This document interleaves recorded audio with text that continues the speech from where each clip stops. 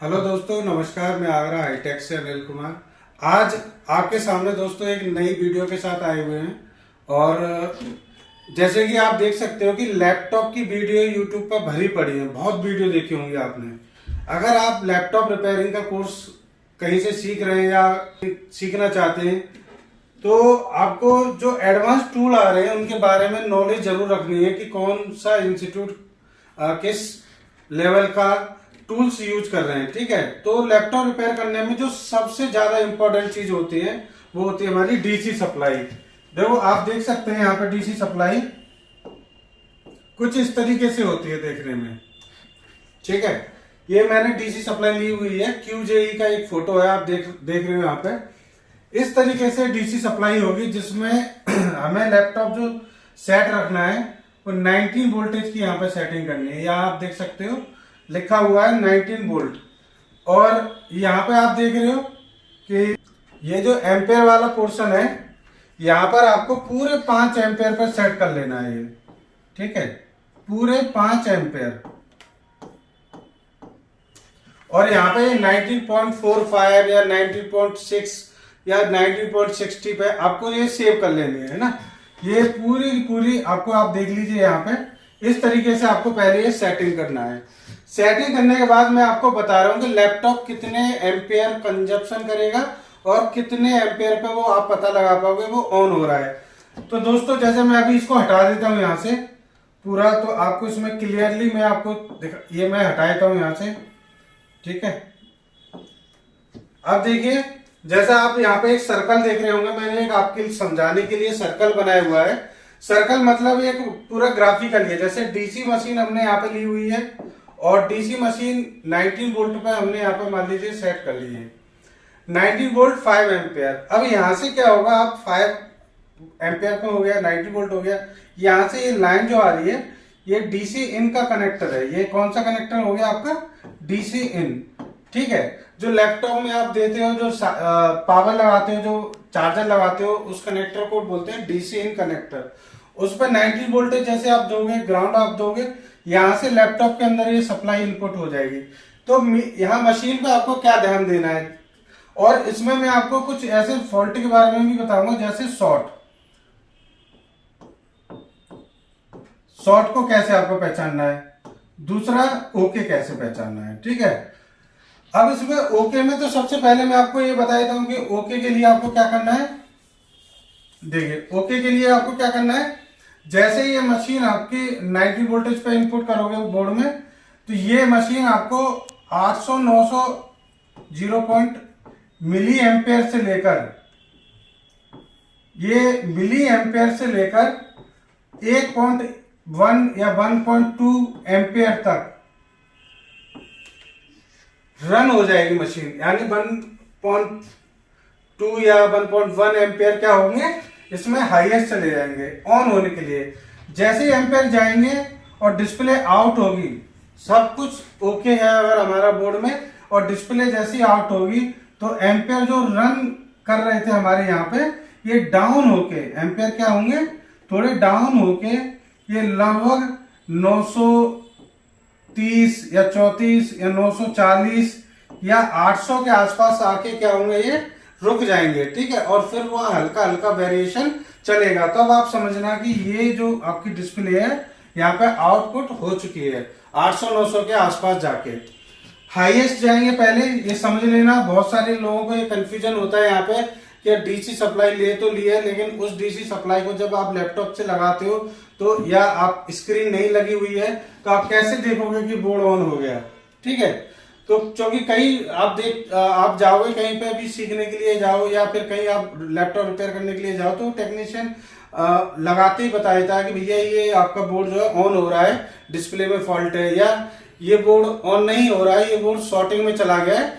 DC supply से ही पता लग जाता है। तो उसके लिए मैंने आपको बता दिया है कि जैसे ही आपका एम्पेयर हाई जाएगा, हाई होके डाउन होगा, और डाउन होके वो 800-900 के वेरिएशन पे जैसे ही रुकेगा, वहीं पे जाके आप समझ जाना कि बोर्ड ऑन हो रहा है। हाँ, अगर 1.1 या 1.2 के बाद ऊपर जा रहा है, और ऊपर जाने के बाद, क्योंकि कुछ बोर्ड चले जाते हैं, कुछ गेमिंग लैपटॉप हो गए, वो लगभग हाई एम्पेयर के होते हैं, तो 1.8 एम्पेयर या 0 एम्पियर ऐसे चले जाते हैं वो लैपटॉप, ठीक है। फिर डाउन होके आएंगे क्योंकि उनके पास कोई लोड नहीं है उस समय।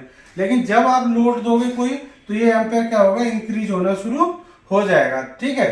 तो आप समझ लेना कि लैपटॉप आपका ऑन हो चुका है। अब मैं आपको यहाँ पे बताता हूँ दूसरा प्रोसीजर। जैसे आपने यहाँ पावर दी यहाँ से, और पावर देने के बाद आप देखोगे कि कुछ हिस्से, ठीक है, जबरदस्त, ठीक है। तो यहाँ पे आप देखें,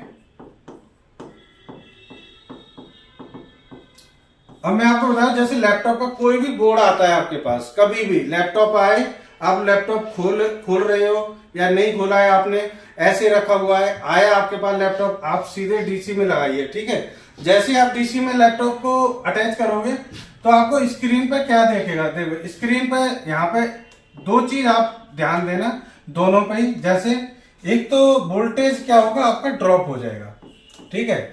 जैसे आपका वोल्टेज 19 है, तो वोल्टेज 19 से 10 हो जाए, 7 हो जाए, 6 हो जाए, कुछ भी हो जाए, वोल्टेज तुरंत ड्रॉप होगा। दूसरा होगा एम्पियर पूरे चले जाएंगे, ठीक है। 5 एम्पियर आपके क्या होंगे, पूरे चले जाएंगे, मतलब 5 भी चले जाएंगे। कुछ केसों में ऐसा होता है 2.5, 3 एम्पियर, मतलब इस तरीके से बोर्ड एम्पियर ज्यादा यूज करेगा और वोल्टेज को एकदम से ड्रॉप कर देगा। तब आप समझ लेना कि बोर्ड या लैपटॉप, अगर आप बोर्ड पर हैं तो बोर्ड को कहेंगे, और अगर आप लैपटॉप है आपने खोला नहीं है, सिर्फ डीसी लगा के देख रहे हो, तो समझ लो उस बोर्ड में क्या हो गया है, शॉर्टिंग हो गई है, ठीक है। अब शॉर्टिंग कैसे हो गई है, आप कहोगे शॉर्टिंग को कैसे पहचानेंगे कि हम शॉर्टिंग को चेक कहां पर करें, ठीक है। तो यही चीज मैं आपको समझाने वाला हूं कि सही चीज को एकदम से आपको ट्रिगर करना है। ये चीज समझ में आ गई होगी आपको।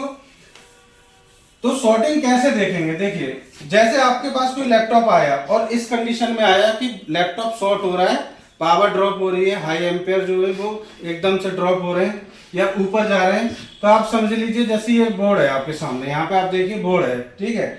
और जब ये इस टाइप की स्थिति आए तो आप समझ लो कि 19 वोल्ट जो है, 19 वोल्ट की जो लाइन है डीसी की, ठीक है,